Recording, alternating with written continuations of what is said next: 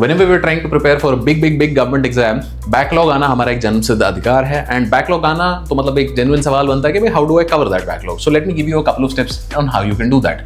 तो step number 1 और rather step 0 for that matter is for you to accept the fact that अगर 4 महीने का मेरा बैकलॉग है तो I will probably not be covering it in 2 weeks. I might require some more time. Therefore don't be in a rush, don't stress yourself out, give it time, go about it structurally.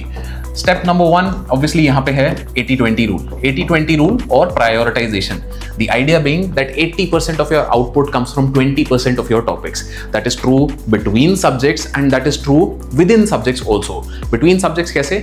Polity and economy will be much more important for you than doing something like internal security. Internal security पे ऐसा नहीं है सवाल नहीं आएंगे, but अगर मेरा polity और economy नहीं हो रहा है तो देन इंटरनल सिक्योरिटी के लिए मैं बाद में टेंशन ले सकता हूँ. Similarly if I talk about polity, तो with in polity parliament will be much more important than inter state council and zonal councils. So therefore 80-20 rule, prioritise. Step number 2, revise through writing.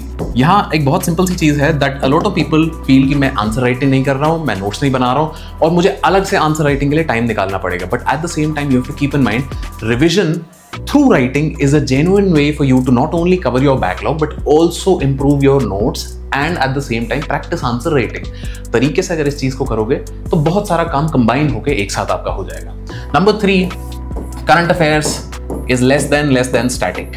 अगर आपका static अभी भी pending है, आपने basic subjects नहीं करे हैं और आप टेंशन ले रहे हो कि नहीं मुझे 12 महीने का करंट अफेयर्स पहले कर लेना है ताकि फिर मैं स्ट्रेस फ्री होकर वो करूं, तो that's the wrong way to go about it.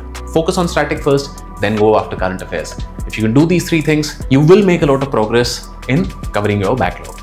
All the best.